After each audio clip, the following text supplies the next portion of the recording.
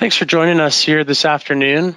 I'm Kyle Wilson, portfolio manager here at SIA Wealth, and I'll be going over a 2022 review as it relates to broad changes in the markets and how that affected our true tactical portfolios.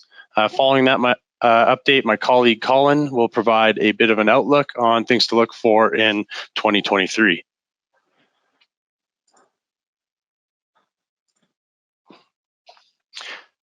So 2022 in review was, a quite interesting year in the markets. Saw, negative returns in both equity and fixed income asset classes, a bit of a rarity in recent decades. North American markets saw several significant changes in trend. 6 moves of greater than 10% both up and down in the markets.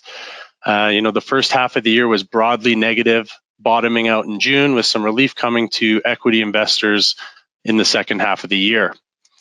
These shorter-lived rallies provided us with an interesting return profile for all of our SIA Wealth mandates. Despite what felt like a challenging year for tactical investing, our true tactical managed portfolios finished the year outperforming benchmarks while dynamically addressing risk and managing that risk throughout the year. So in this presentation today, I'm going to cover the 5 sub-advised mutual funds that we run with BMO. So at the top level, we'll just do a look at the SI Charts Equity Action Call. As a primary indicator of risk appetite and really part of our decision tree on tactical allocation, the EAC saw several zone changes throughout the year, starting off the year in the green, making its way into red by the midpoint of the year. A short-lived July rally saw a bump into yellow, but went back to red, and by the end of the year, through yellow and back into green. And as such, any equity portfolios that we manage are currently at maximum equity exposure for the time being. Our second level of analysis, the SI Charts Asset Class Rankings. So this is essentially the end of quarter rankings for all of 2022. There are some really interesting moves that I find in the asset class rankings over the year. Saw Commodities starting the year in number 1, drop to number 7 by the end of Q4. Canadian equity, which often follows commodities around the asset class rankings, also saw a drop from Q1 into Q2 and Q3, with a bit of a rise in the fourth quarter. Bonds, experiencing a tough year as interest rates rose, putting downward pressure on the asset class. I find that the move out of the bottom half of the asset class rankings into the third spot in Q4 quite interesting, as inflation potentially comes down and interest rate expectations could have been overshot earlier in the year. Obviously, we'll continue to see how it plays out over the next couple of months. And U.S. equities, kind of a mainstay in a lot of our portfolios, remained at or above the 4th spot throughout the entire year, and continues to be a large component in our equity portfolios. So looking at some tactical changes over the last couple of years, here just using the BMO Tactical Global Equity as a reference. Over the last 2 years, this has been the most tactically active since the inception of any of the funds that we manage. We saw some elevated risk signals that started back in May of 2021, where we took some risk off the table and increased a little bit of cash, and we continued to dynamically reduce equity exposure kind of well before the red zone hit in June 2022. And this helped manage a lot of the downside in the first half of last year. The second half saw the portfolio shift back into and out of equities briefly in August to September. However, by the end of November, the equity portfolios had stepped back into 100% and continued to remain there into this year. So now we're just going to take a look at what the portfolio and the performance looked like at the end of the year for all of our funds, starting with the BMO Tactical Global Equity ETF fund. So here the portfolio can be seen on the left with several sector ETFs, some broad-based ETFs, as well as individual stocks. The current portfolio is overweight U.S. equity at 88%. And on the sector side, heaviest exposures come from financials, healthcare, industrials, and consumer staples, indicating a somewhat defensive positioning at the end of the year.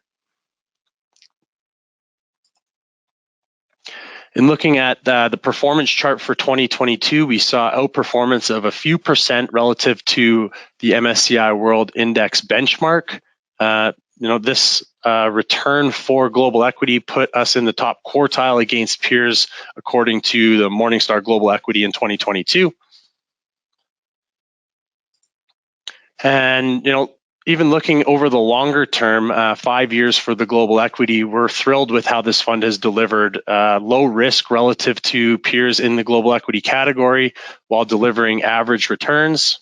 Additionally, a positive alpha, whereas the category has about a negative alpha of minus 1.52, and a Sharpe ratio that exceeds that of the benchmark as well, of the category. Jumping into now the BMO Tactical Global Bond ETF Fund.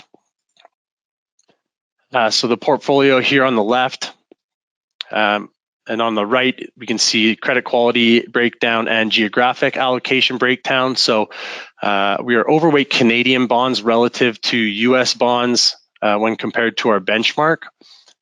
We also have the highest weight right now in AAA bonds, indicating a bit of a tilt towards quality. At this time, we believe this does position us well should credit spreads widen a little bit in 2023. Additionally, we still hold some inflation protection positions in the portfolio in the BMO Real Return Bond ETF and the BMO US TIPS Index ETF.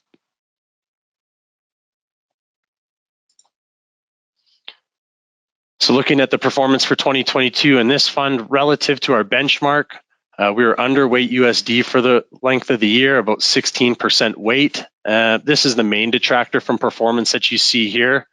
The portfolio did finish slightly below average in 2022 versus global bond category peers. Now, kind of a combination of those two funds, our BMO Tactical Global Asset Allocation ETF Fund. So it's currently sitting at a 60-40 balanced portfolio style, comprising of really just the two previous funds that I discussed. Right now, the portfolio is overweight U.S. equities on the 60% equity side. The chart here we're just looking at is the tactical allocation shifts over time. So you can see in the dark blue, U.S. equity has been a pretty big component over time and is close to some of its highest levels that we've seen over the last couple of years. And once again, back into maximized equity and minimized cash. So this fund was also able to manage a slight outperformance last year relative to the benchmark.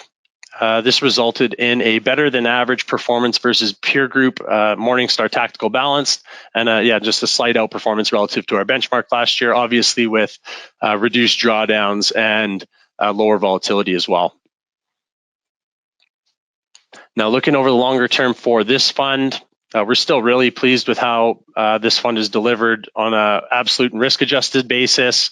So we've delivered average risk and return metrics relative to the category while achieving a positive alpha versus the category average is negative alpha, and still maintains a Sharpe ratio that exceeds the category average as well. Now to the focus lineup, our two Focus North American and Focus Canadian Fund. For the SIA Focused North American Equity Fund, we've got 15 stocks here on the left. Similar to global equity, it is overweight US equity at 80% of the portfolio at the end of the year. The largest sector components also include financials, healthcare, industrials, and consumer staples, which is similar to that of global equity as well. So we're seeing some of those defensive sectors sitting at the top of the matrices right now. For this fund, we are actually thrilled with how it ended up last year, really strong on both drawdown protection and minimizing volatility. We did see a very large outperformance relative to our benchmark and relative to peers, finishing in the top quartile of Morningstar North American Equity. And this was definitely our best relative performer in the lineup for 2022.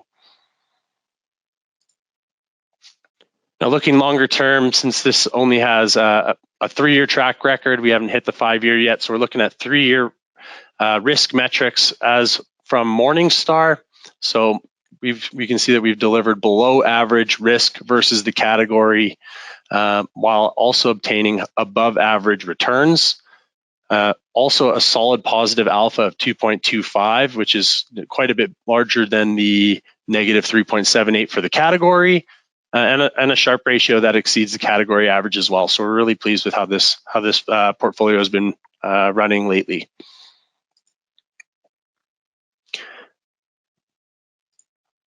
And lastly, the BMO SIA focused Canadian equity fund. So the portfolio here on the left as well, there's a little bit of overlap with the last one I discussed, but it does look a little bit different on the Canadian equity side. The highest weight right now from a sector point of view is industrials, followed by energy, consumer staples, financials, and consumer discretionary. This is really just a result of different market constituents within each of the universes. We're still seeing a similar trend in industrials, financials, and staples seen in other portfolios as well. So for this fund for 2022, really great start to the year, a bit of a tougher second half of the year, but we still did manage to deliver a slight outperformance relative to our benchmark for the year and slightly better than average returns relative to Canadian equity peers on Morningstar.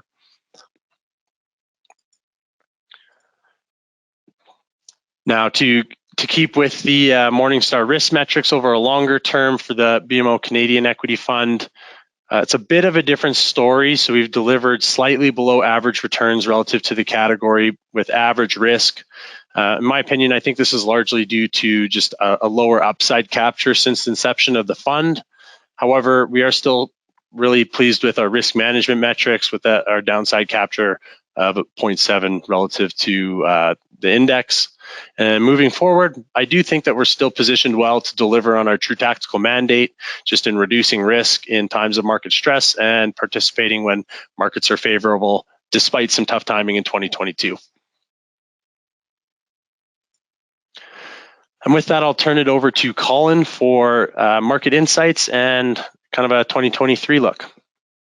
Thank you very much, Kyle. 2022 was a very active year for markets, and as Kyle showed through his presentation, a year that really brought out the strength and importance of tactical investing and why it's so important and why it's important for investors to be prepared to manage risk when markets are offside and be prepared to step in and try and take advantage of opportunities when they're there.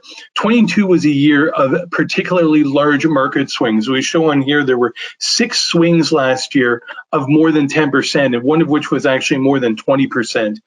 Swing upswings and downswings. In contrast, in 2022, there were no corrections of more than 10%. The biggest correction was about 6% as the U.S. market generally climbed through the year. So it was really a year of tactical swings, and we're continuing to see sizable swings as we've moved into 2023.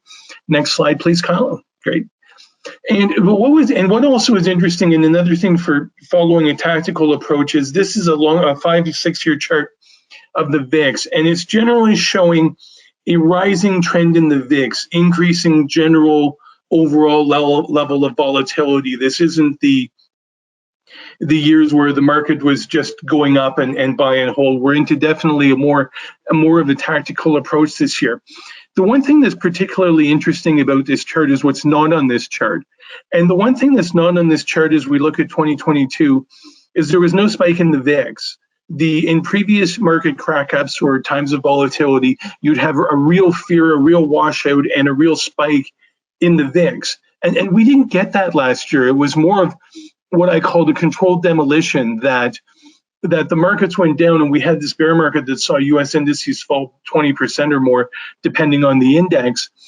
But through all of that, it was managed quite well by the Fed in terms of when the market would go up, they talk more hawkishly. When the markets went down, were starting to go down too quickly, they talk a little bit more dovishly and hawkishly when the markets were going up. And they seem throughout the year to kind of be trying to manage this decline. We've talked in previous presentations about the double bubble and bursting. How do you let the air out of a market bubble, or then rather than have a big crash that causes all kinds of destruction, and then the central banks have to run back in to salvage everything and pick up the pieces. This time it was much more of what I call like letting the air slowly out of a balloon rather than popping the balloon.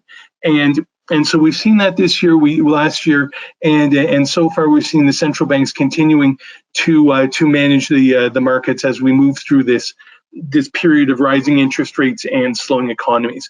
Next slide, please. And so we've moved now into the third year of the current presidential cycle. And as we start the new year, we look at more of our annual type of measures to just get a sense of where we're at in terms of longer term cycles. So year three historically has been a better year than year two. Year two is, as part of the presidential cycle, is often the weakest year of the cycle, and it's the year of midterm elections and significant volatility. And we've seen that both for Trump and Biden and the average over the last number of years. And if we look at even first-term presidents from 2000 onwards, we see that year two was historically on average been a down year. It was for the last two presidents, and historically year three has been a more positive year. It was a positive year for Trump, and it's been a positive year on average. So based on the presidential cycle, we do seem to be moving into a more favorable point in the cycle. Looking at market seasonality, one of the things we saw last year was that for the most part, the equity markets tended to follow their usual seasonal patterns, except that the swings were a lot more exacerbated last year. They were a lot bigger. The up months were a lot more up than the average, which is, say, the red line versus the blue. The blue is the average. The red line bars were 2022. So we can see, for the most part, down months tend to be a lot more down. Like if we look at August and September, and up months tended to be up a lot more if we look at, say, July and October. And the two biggest surprise months were April and December, which were months where the market historically was up, but instead had a sizable decline. Something particular to note for December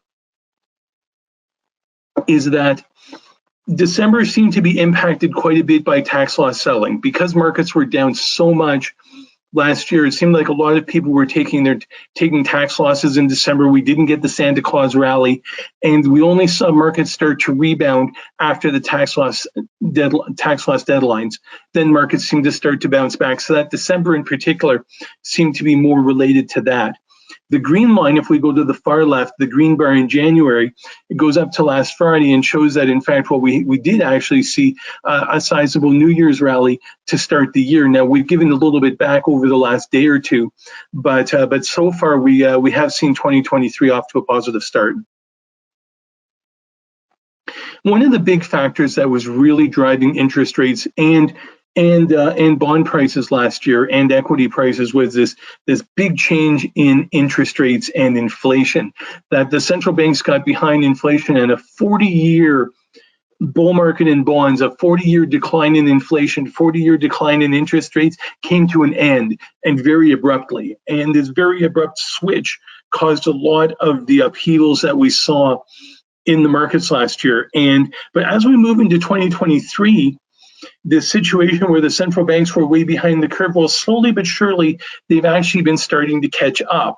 And something we've done, we did a study of the Fed funds rate versus inflation over the last 50 years. And something that came out of that was that every single rate hike cycle did not end until the Fed funds rate was higher than the U.S. Consumer Price Index. And that includes 2019. It was by 0.1% or something, but it did actually get above it before it peaked, and then everything unraveled in 2020. But so what this is the whole thing has been closing this gap between the yellow line at the bottom and the blue line at the top. And as we can see, slowly but surely, we've been getting there. The Fed funds rate is getting pretty close already to catching up to wage inflation, and which is the gray line, and the orange line is core PCE inflation, which is the measure that the Fed likes to use. The one gap left to close is with the consumer price index, which we see has actually peaked back in June, July, and has been steadily coming down as well. So the big question really facing markets over the next couple of few months is, at what point do they meet in the middle? How many more rate hikes do we need, or how quickly does inflation come down, CPI, before they get to a point where maybe the central banks can stop raising rates? The other thing to note is that central banks continue to indicate that even once they stop raising rates, they're likely to keep them high for an extended period of time.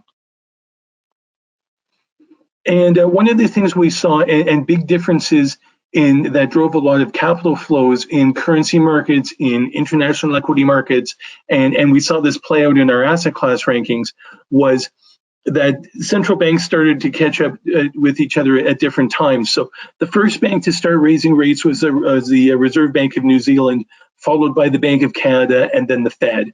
And those three banks now are up above 4% and are still kind of leading. Then we saw some other banks lagging. The Bank of England was next to start raising rates, but they've done it at a slower pace than the North American banks, particularly in the second half of last year. The Australians started late but have been catching up quickly. The Europeans started late, have been catching up quickly. These bottom two lines are the European Central Bank and the Swiss National Bank. So they've both been playing catch up as well. And because of that, we've seen a shift in the relative strength between North American and international markets, which I'll speak to on a little later slide. The other thing we want to keep an eye on here, and one of the things we've seen it play out this week and we'll likely see play out through a good chunk of 2023, is this notion of soft landing versus hard landing.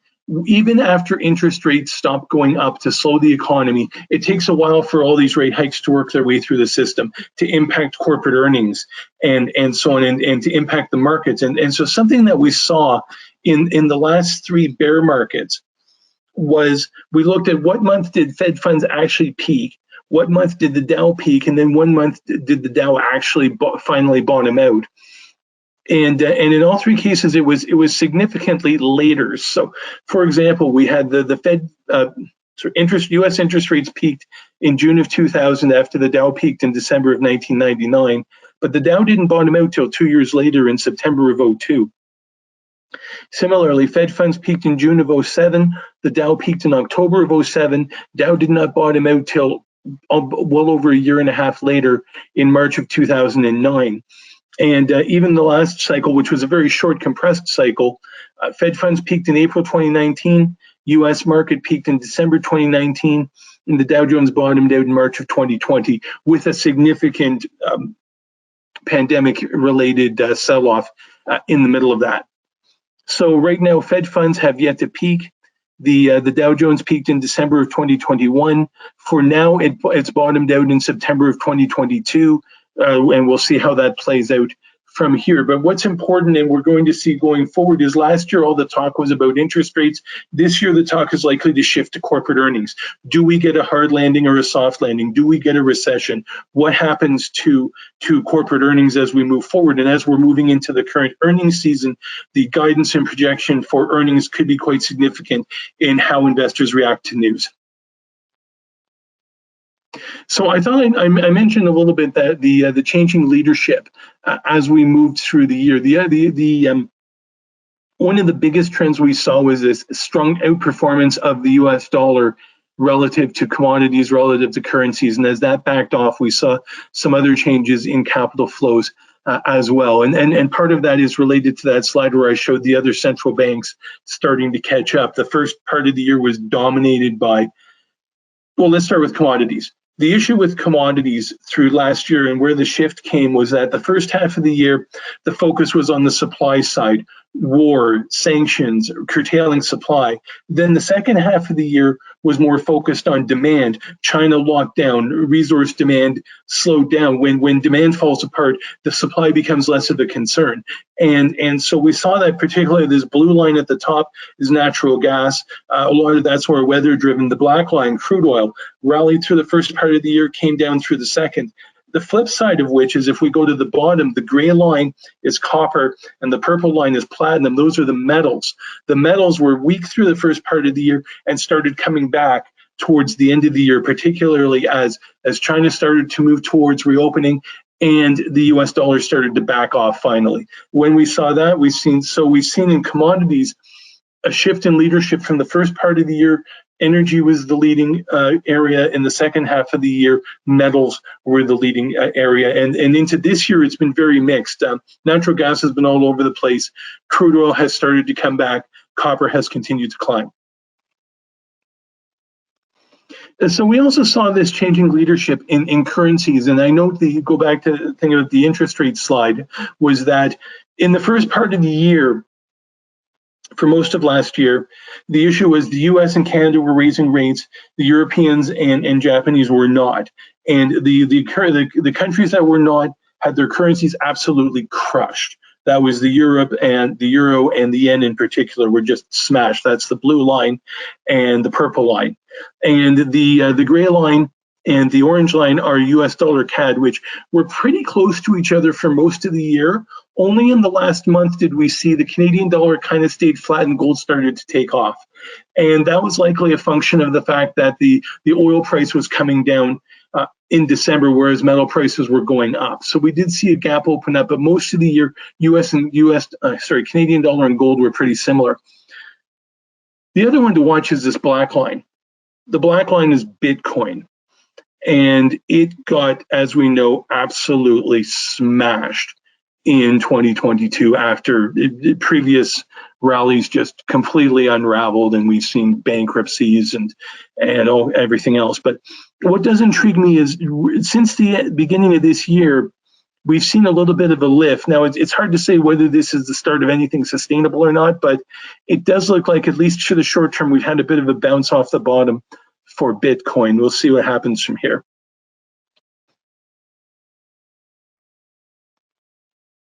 And also, so we saw the changing leadership in equities, and this was seen, as Kyle mentioned, in the asset class rankings. And one of the biggest things we saw was international equities had been down in the lower part for most of the year, and then popped up to number one in the fourth quarter. And that was related to this whole the U.S. market changed directions, the U.S. dollar changed directions, sentiment towards international markets changed directions. A couple of things happened towards the end of the year. First of all, the European economies have managed more or less to muddle their way through the winter with high energy prices. And of course, China started to reopen. So the two things we saw really, the biggest shifts were the blue line, which is Germany, and the purple line, which is that Hong Kong, were getting crushed for most of the year, and then since October have turned it around and had a spectacular fourth quarter. So that's a real shift in changing leadership, changing asset flows. So, and this is one of the reasons why it's important to be tactical and to be keeping an eye on these things, because capital moves in different directions at different times, and not everything performs the same. Equities can perform differently depending on what country you're in or what sector you're in, and different asset classes move at different times, and currency moves, and it's a huge puzzle with pieces moving all over the place. And that's why it's important to be tactical and have a way to follow and spot where capital is flowing, what opportunities are emerging, and what opportunities are going away and shifting from being opportunities to being risks. The other thing I wanted to highlight here is some of the leadership within the U.S. market. So I like to look at growth and value. In this case, it's the value ETF. IVE is the blue line. IVW, the growth ETF, is the orange line. And the other thing I look at is how the big caps and small caps trade relative to each other. So the gray line is the S&P 500. The purple line is the Russell 2000. So what we saw, interestingly enough, was in the last quarter of last year, we actually saw the value side take off while the growth side was flat. As we've moved into the first part of this year, we've seen growth start to pick up, but at least in the near term, we're still seeing this value leadership, which suggests that there's still some concern out there about the economy and what have you, that even if the markets are starting to bounce back, it's it's not necessarily showing it in sentiment that people are enthusiastic. It's more a case of some of the fears are backing off a little bit. But just as this just continuing outperformance on the value side does suggest that investors do remain concerned at this point in time. And interestingly, in the middle, we see that both the big caps and small caps are kind of tracking similar to each other. And just to finish on that, the small caps tracking similar to the big caps also suggests that while there may not be extreme fear out there, there isn't a lot of there doesn't seem to be a huge appetite for risk out there either at this point in time. Two last slides I wanted to finish up with. The first one here is international equities versus cash. This a little more clearly shows the rebound in international equities, which had peaked in the early part of 2021. International equities struggled through the latter months of 21 while the US was still going up, and then they really led and accelerated downward in 2022 based on the combination of troubles in Europe and struggles in China. So, but in the last quarter, we have seen a massive relief rally turnaround. We've broken out of a downtrend, broken out of a falling channel. So there's definitely been renewed interest in international equities. How much of this is a relief rally and how much expectations of a bigger turnaround remains to be seen, but so far so good. And my last slide, which Kyle touched on a little bit at the beginning with the asset class rankings, and I mentioned a little bit with interest rates, is bonds. And this slide shows an example of the big rally in bonds we had seen starting in 2009 unravel, and then things started going back down again. Right now, where we're at with bonds is they've kind of started to go sideways. And we haven't seen a big breakout to say, oh, there's a recovery underway. But at the same time, it looks like they've stopped going down, at least in the near term. And that's probably to be expected, given that the central banks have kind of hinted that they're getting into the later innings of their rate hike programs for now. And bonds tend to go in the opposite direction, trend in the opposite direction of interest rates over the longer term. So at this point in time, bonds are starting to look at least a little more encouraging, or at least not as bad as they did. But it's also too early to say much more than that. And so we'll just wrap up here. These are the fund codes and sales information for the funds that Kyle mentioned earlier on in this presentation. And finally, our disclaimer. And Kyle, did you want to make any concluding comments? No, that's awesome. Thanks for that update, Colin. And yeah, of course, if anybody has any questions or anything that has come in, we'll try and get back to everyone here in the next couple of days. But please don't hesitate to reach out. And yeah, all the best in 2023.